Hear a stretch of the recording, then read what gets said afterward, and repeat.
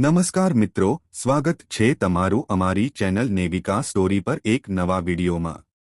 મિત્રો, કોઈ ભલે ગમે તેટલું કરે, પરંતુ હોળી પહેલા પોતાના ઘરની આ 3 વસ્તુઓ ભૂલથી પણ કોઈને ન આપતા। ભલે તમારા જીવ પર આવી બને, ભલે કોઈ તમારા દરવાજે આવીને પોતાનું માથું ફોડી નાખે, તમારા પગ પકડી લે અથવા તમારી સામે ધ્રુસકે રડવાનો ઢોંગ કરે, તેમ છતાં ભૂલથી આ 3 વસ્તુઓ ન આપતા, નહીતર ડંકાની ચોટ પર કહું છું કે તમારા આખા પરિવારને આખી ઉંમર લોહીના આંસુએ રડવું પડશે। તમારા ઘરની જે થોડી ઘણી બચીકૂચી સુખશાંતિ હશે, તે જ રાત્રે સ્મશાનની રાખમાં બદલાઈ જશે। તમારી બરકતને અને તમારા બાળકોના ભવિષ્યને એવી ભયાનક કાળી નજર લાગશે કે તમે આપોઆપ જ જમીન પર આવી જશો, રોડ પર આવી જશો અને પાઈ માટે મોહતાજ થઈ જશો। મિત્રો, દુનિયા વિચારે છે કે હોળી રંગોનો, ખુશીઓનો અને ભાઈચારાનો તહેવાર છે। હા, તે છે, પરંતુ શું તમે આ રહસ્ય જાણો છો કે જ્યોતિષ અને પ્રાચીન તંત્રશાસ્ત્રમાં હોળીથી ઠીક પહેલાના 8 દિવસોને, જેમને હોળાષ્ટક કહેવામાં આવે છે, તેમને શું માનવામાં આવ્યા છે? આ 8 દિવસ કોઈ મામૂલી દિવસ નથી હોતા।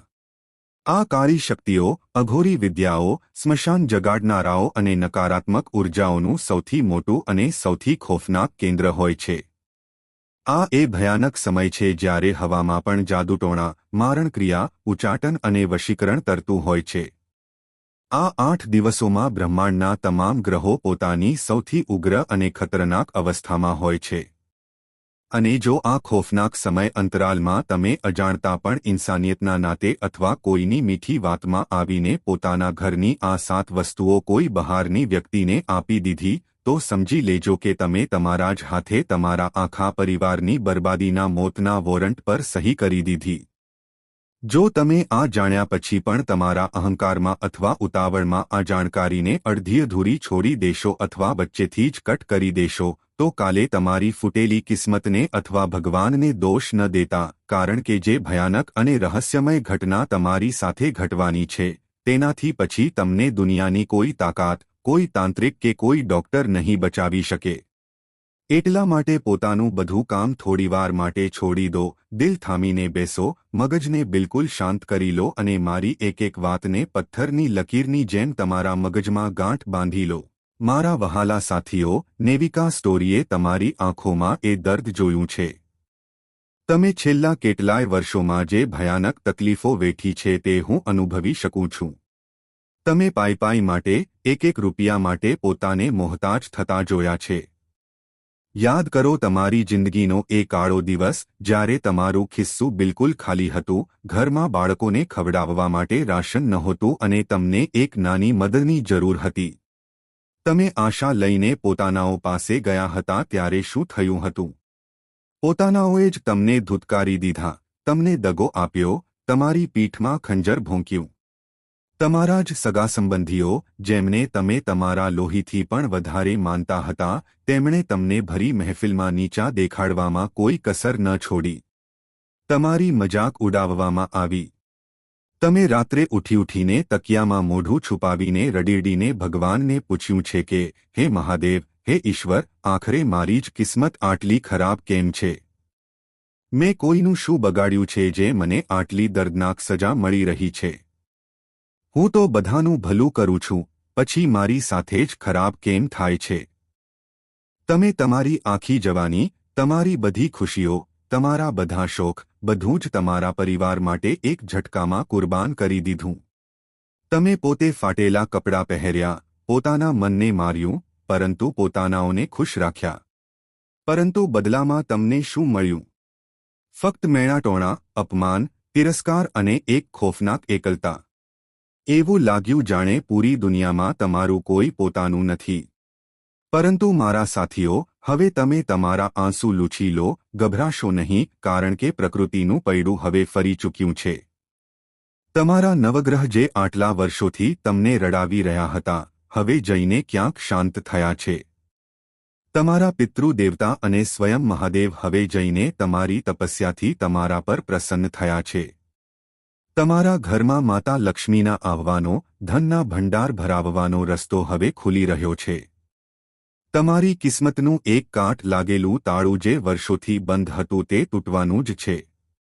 પરંતુ દોસ્તો, આ જ સૌથી મોટી મુસીબત છે. આ વાત તમારા એ ગદ્દાર દુશ્મનોને હજમ નથી થઈ રહી. તેમને તમારી પ્રગતિની ભણક લાગી ગઈ છે અને તેમની રાતની ઊંઘ ઉડી ગઈ છે.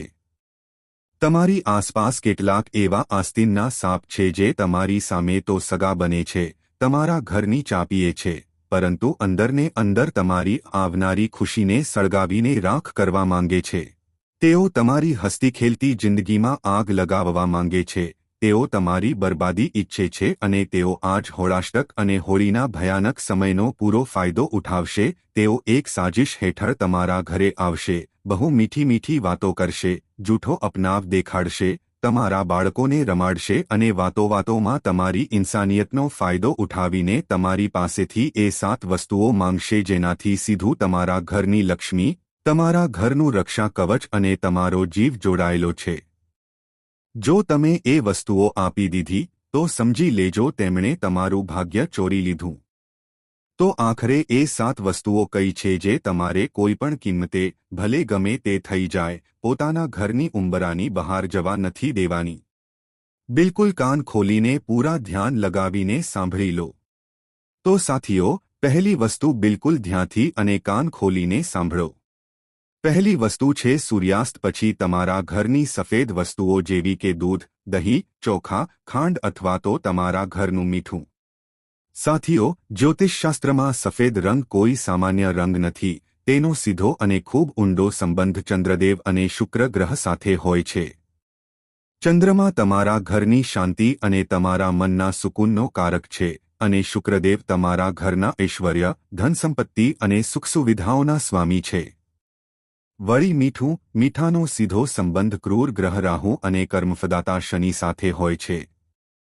હોળી પહેલાના આ ખોફનાક અને રહસ્યમય 8 દિવસોમાં કેટલાય મોટા અઘોરી તાંત્રિક અને તમારાથી બળનારા લોકો બીજાના ઘરેથી સફેદ વસ્તુઓ અથવા મીઠું માંગીને ભયાનક મારણ અને મોહન ટોટકા કરે છે.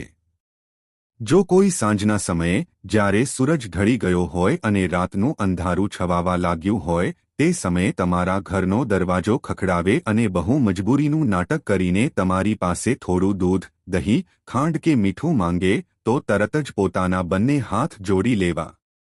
બિલકુલ સાફ અને કઠોર શબ્દોમાં કહી દેવું કે અમારી પાસે નથી. ભલે તે ગમે તેટલું કરગરે, તેને ખાલી હાથે પાછો કાઢી દેવો.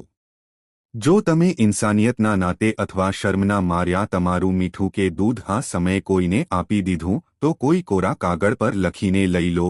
તમારા ઘરની બધી સકારાત્મક ઉર્જા, તમારા ઘરની બરકત, તમારા બાળકોની પ્રગતિ તે જ ક્ષણે તે વ્યક્તિના ઘરે જતી રહેશે અને તેનું બધું દુર્ભાગ્ય, તેની પુસ્તૈની દરિદ્રતા અને તેના ઘરની ભયાનક બીમારીઓ એક ઝટકામાં તમારા ઘરમાં પ્રવેશ કરી જશે.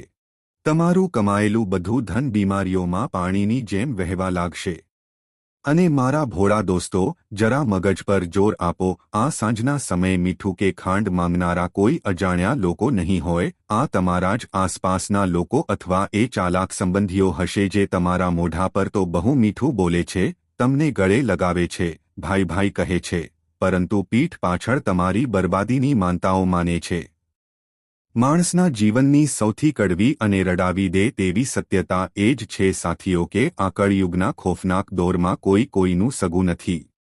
જ્યારે તમારી પાસે પૈસો હોય છે, તમારું ખિસ્સું નોટોથી ભરેલું હોય છે, તો આ બધા સંબંધીઓ અને મિત્રો તમારી આગળ પાહળ પૂંછડી પટપટાવતા ફરે છે, તમને આંખો પર બેસાડે છે, અને જ્યારે તમારો ખરાબ વખત આવે છે, જ્યારે તમને 100 રૂપિયાની જરૂર હોય છે, તો આ જ લોકો તમને ઓળખવાની પણ સાફ ના પાડી દે છે.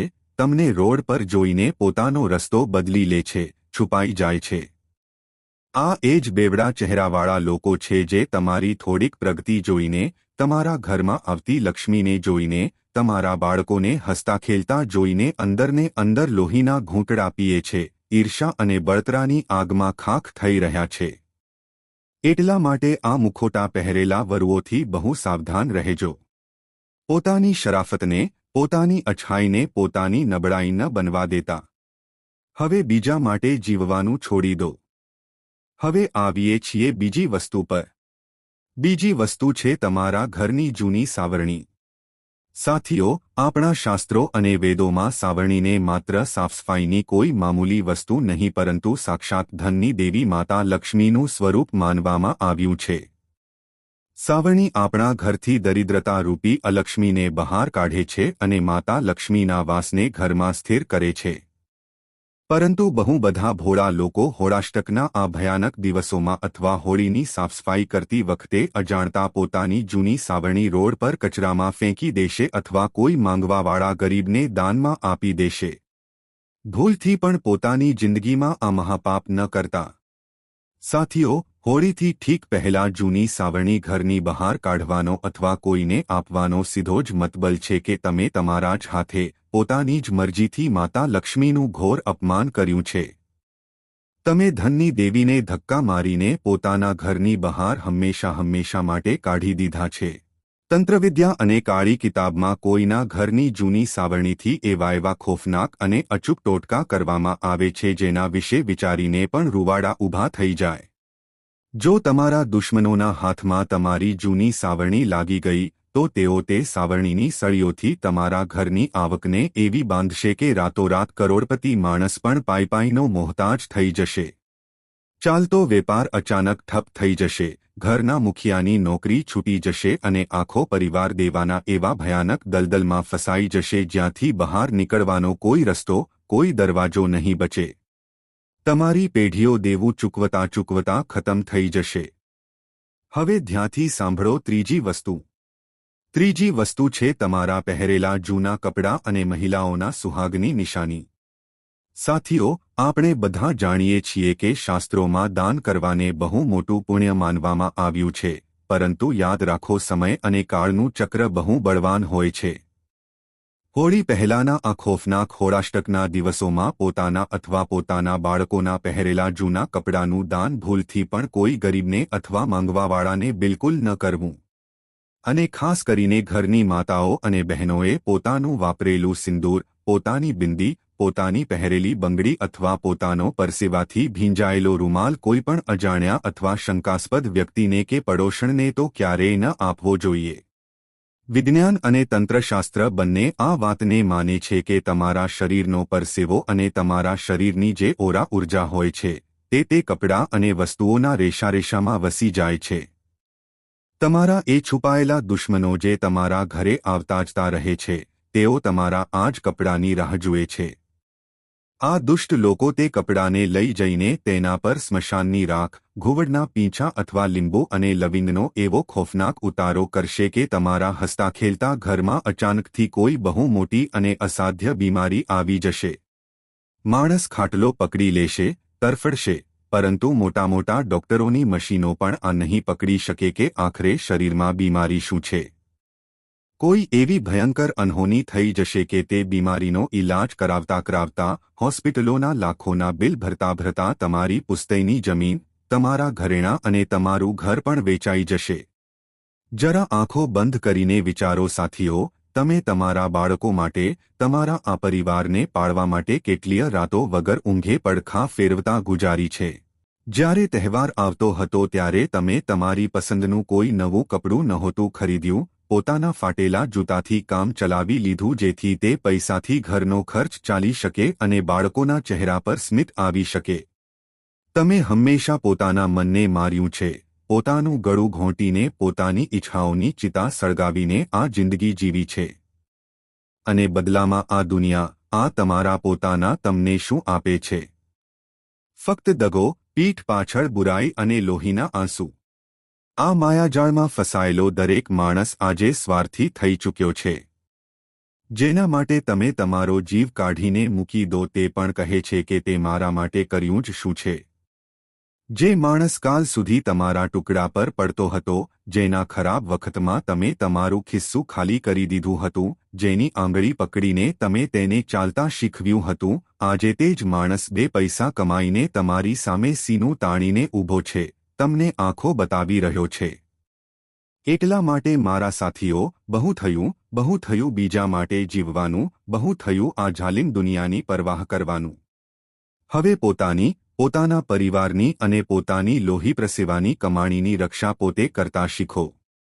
ચોથી વસ્તુ છે લોખંડનો સામાન અથવા કોઈપણ ધારદાર વસ્તુ.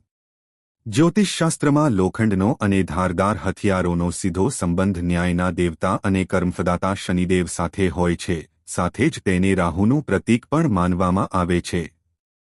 હોળાષ્ટક અને હોળીના આ ભારે સમયમાં જો કોઈ પડોશી અથવા સંબંધી તમારી પાસે અચાનક કાતર, ચપ્પુ, સોય, ખીલી અથવા લોખંડનું કોઈ પણ ઓજાર માંગવા આવી જાય તો તેને ક્યારેય ન આપતા. હાથ જોડી લેવા પણ લોખંડની વસ્તુ ઘરનો ઉંબરો ઓળંગવા ન દેવી. જો તમે એવું કર્યું તો તંત્ર અનુસાર તમે તમારા ઘરના સુરક્ષા ચક્રને કાપી નાખ્યું છે. ત્યારબાદ તમારા ઘરમાં વગર કોઈ વાતે ભયંકર કલેશ શરૂ થઈ જશે. પતિ-પત્ની જે કાલ સુધી એકબીજા પર જીવ આપતા હતા તેઓ એકબીજાના જીવના દુશ્મન બની જશે. ભાઈ-ભાઈમાં એક ઇંચ જમીન માટે લોહીલુહાણ થવા લાગશે. પરિવારના કોઈ નિર્દોષ સભ્ય પર કોઈ ખોટો કોર્ટ કેસ લાગી શકે છે અથવા તો કોઈ ભયંકર અકસ્માત એક્સિડન્ટનો કાળો પડછાયો તમારા પરિવાર પર મંડરાવા લાગશે. કાતર અને ચપ્પુ જે રીતે કપડાને કાપે છે તેવી જ રીતે તે તમારા ઘરના સંબંધો અને તમારી ખુશીઓને કાપીને મૂકી દેશે. હવે હું તમને એ પાંચમી અને સૌથી ખોફનાક વસ્તુ વિશે જણાવવા જઈ રહ્યો છું, જેને જો તમે તમારા ઘરની બહાર કાઢી દીધી તો સીધું તમારા અને તમારા પરિવારના જીવ પર બની આવશે. તમારા ઘરના અન્નજ પર ગ્રહણ લાગી જશે. આ પાંચમી વસ્તુ છે તમારા રસોડાની આગ અથવા માચિસ. સાથીઓ, આપણા ઘરનું રસોડું કોઈ મામૂલી જગ્યા નથી. ત્યાં સાક્ષાત માતા અન્નપૂર્ણા અને પવિત્ર અગ્નિદેવનો વાસ હોય છે. તે જ રસોડાથી તમારા આખા પરિવારનું પેટ ભરાય છે, લોહી બને છે અને ઘરમાં બરકત આવે છે. જો કોઈ પણ વ્યક્તિ, ભલે તે તમારા ગમે તેટલા નજીક કેમ ન હોય, તમારી પાસે રાતના સમયે અથવા હોળીથી ઠીક પહેલા માચિસ માંગવા આવે અથવા કહે કે મારા ઘરનો ગેસ ખતમ થઈ ગયો છે, પોતાના ગેસથી જરાક આગ આપી દો, તો તેને પોતાની સળગાવેલી આગ ભૂલથી પણ ન આપતા. આગ આપવાનો તંત્રશાસ્ત્રમાં સીધો જ મતલબ છે કે તમે તમારા ઘરની જીવન ઊર્જા, તમારા ઘરનો ગરમાવો, પોતાનું ભાગ્ય અને પોતાના હિસ્સાનો અન્નરોટલો પોતાના જ હાથે બીજાને સોંપી દીધો છે. જે માણસ તમારી આગ લઈને જશે તેના ઘરનો ચૂલ્લો તો સળગશે, પરંતુ તમારા ઘરની બરકત હંમેશા માટે ઠંડી પડી જશે. પૈસો તો આવશે પણ ટકશે નહીં. તિજોરીમાં પૈસા રાખતા જ કોઈને કોઈ બીમારી કે ફાલતુ ખર્ચમાં પાણીની જેમ વહી જશે. તમે લોહી પ્રસેવો એક કરશો અને કોઈ બીજું તાંત્રિક ક્રિયા દ્વારા તેનું ફળ ખાઈ જશે. છઠ્ઠી વસ્તુ છે તમારા વાપરેલા જૂના જૂતા ચપ્પલ. આપણા વેદો અને જ્યોતિષ અનુસાર આપણા પગમાં શનિ અને રાહુનો વાસ માનવામાં આવ્યો છે. તમારા જે જૂતા ચપ્પલ છે તે ફક્ત ચામડા કે રબરના ટુકડા નથી, તે તમારા જીવનનો આખો સંઘર્ષ, તમારી દોડધામ, તમારા પગના ફોલ્લા અને તમારી મહેનતનો પરસેવો પોતાની અંદર શોષી લે છે. તમારી બધી ગ્રહોની ઊર્જા તે જૂતામાં જમા હોય છે. આ હોળાષ્ટકના ભારે સમયમાં જો તમે તમારા પહેરેલા જૂતા ચપ્પલ કોઈને વાપરવા માટે આપો છો, તો તંત્ર અનુસાર તમે તમારી સફળતા, તમારી કિસ્મત અને તમારું ગુડ લક તેને આપી દીધું અને બદલામાં તેની પનોતી, તેના જીવનના બધા દુઃખ, તેની અસફળતા અને તેનો આખો ખરાબ સમય પોતાના પર લઈ લીધો. તમે અચાનક જોશો કે તમારા જે કામ વર્ષોથી બની રહ્યા હતા તે અચાનક બગડવા લાગ્યા છે. દરેક કામમાં કોઈને કોઈ અડચણ આવી રહી છે અને તે વ્યક્તિ જેણે તમારા જૂતા લીધા હતા તે અચાનક પ્રગતિ કરવા લાગ્યો છે. અને સાતમી વસ્તુ છે સાંજના સમયે ઉધાર આપવામાં આવેલા પૈસા. સાથીઓ, સાંજનો સમય જેને આપણે ગોધૂલી વેળા કહીએ છીએ તે બહુ જ પવિત્ર સમય હોય છે. આ જ એ સમય હોય છે જ્યારે માતા લક્ષ્મી પૃથ્વી પર ભ્રમણ માટે નીકળે છે અને જુએ છે કે કયું ઘર તેમના સ્વાગત માટે તૈયાર છે. હોળાષ્ટકથી લઈને હોળી સુધીના સમયમાં જ્યારે સૂરજ ઢળી ચૂક્યો હોય ત્યારે કોઈને પણ, ભલે તે તમારો ગમે તેટલો સગો મિત્ર કે સંબંધી કેમ ન હોય, ઉધાર પૈસા બિલકુલ ન આપવા. જો સામેવાળો તમારી આગળ કરગરી રહ્યો હોય, રડી રહ્યો હોય, ત્યારે પણ પોતાનું દિલ પથ્થર કરી લેવું અને તેને સવારે આવવા કહેવું. જો તમે લાગણીમાં વહીને અંધારાના સમયે પોતાના પૈસા કાઢીને આપી દીધા, તો લક્ષ્મીજી રિસાઈને ચાલી જશે. અને માણસની સૌથી કડવી ફિતરત સાંભળો, તમે તમારું પેટ કાપીને તેની મદદ કરશો, પરંતુ જ્યારે તમે તમારા જ પૈસા તેની પાસે પાછા માંગશો તો તે તમને આંખો બતાવશે. તે તમારો સૌથી મોટો દુશ્મન બની જશે. તમારે તમારા જ પૈસા માટે તેની આગળ ભિખારીની જેમ હાથ ફેલાવવા પડશે અને તે તમારા ફોન પણ ઉપાડવાનું બંધ કરી દેશે. તે પૈસા પાછા ક્યારેય નહીં આવે અને તે પૈસાની સાથે સાથે તમારા ઘરમાં હંમેશા માટે દરિદ્રતાનો વાસ થઈ જશે. સાથીઓ, હવે બિલકુલ ધ્યાનથી સાંભળો કે આ દિવસોમાં તમારે બીજી કઈકી સાવધાની રાખવાની છે. રાતના સમયે કોઈપણ 4 રસ્તાની વચ્ચેથી ન પસાર થવું. હોળીના સમયે 4 રસ્તા પર ઉતારા કરવામાં આવે છે. જો ત્યાં કોઈ લીંબુ, લવિંગ, સિંદૂર કે રાખ પડી હોય તો તેના પર ભૂલથી પણ પગ ન રાખો. આ દિવસોમાં કોઈપણ બહારની વ્યક્તિ અથવા એવી સંબંધી જેની સાથે તમારી અણબનાવ હોય, જો તમને કોઈ સફેદ મીઠાઈ જેવી કે બરફી કે પેંડો આપે તો તેને બિલકુલ ન ખાવો. ઘરની મહિલાઓ સૂર્યાસ્ત પછી પોતાના વાળ ખુલ્લા રાખીને બહાર ન નીકળે અને ન તો છત પર જાય. નકારાત્મક શક્તિઓ ખુલ્લા વાળ તરફ બહુ જલ્દી આકર્ષિત થાય છે. મારા સાથીઓ, નેવિકા સ્ટોરી તમને ડરાવી નથી રહ્યો પરંતુ એક મોટા ભાઈની જેમ તમને સાવધાન કરી રહ્યો છે. આ દુનિયા બહુ જાલિમ છે. તમે બધાનું ભલું વિચારો છો પરંતુ લોકો તમારું ખરાબ કરવાની તાકમાં બેઠા છે. હવે આ બધાથી બચવાનો એક અચૂક અને રામબાણ ઉપાય સાંભળી લો. આજથી જ રોજ સાંજે પોતાના ઘરના મુખ્ય દ્વાર પર સરસવના તેલનો એક દીવો જરૂર પ્રગટાવો અને તે દીવામાં આખા 2 લવિંગ નાખી દો. આ લવિંગ અને દીવો તમારા ઘરની ચારે બાજુ એક એવું અગ્નિ કવચ બનાવી દેશે કે દુનિયાનો મોટામાં મોટો તાંત્રિક પણ તમારા ઘર તરફ આંખ ઉઠાવીને નહીં જોઈ શકે. સાથે જ ઘરમાં સવાર સાંજ હનુમાન ચાલીસાનો પાઠ જરૂર ચલાવો. પોતાની જાત પર અને ઈશ્વર પર વિશ્વાસ રાખો. તો મિત્રો, આજનો વિડિયો અહીં પૂર્ણ કરીએ છીએ. આજની આ માહિતી તમને કેવી લાગી અને આ વિડિયો કયા શહેરમાંથી સાંભળી રહ્યા છો તે કમેન્ટમાં જરૂર જણાવજો. પસંદ આવી હોય તો લાઇક અને તમારા મિત્રો સાથે શેર કરજો. ચેનલ પર નવા હોય તો ચેનલને સબસ્ક્રાઇબ કરવાનું ભૂલતા નહીં. મળીએ એક નવા વિડિયોમાં. ત્યાં સુધી બધાને જય શ્રી કૃષ્ણ. ધન્યવાદ.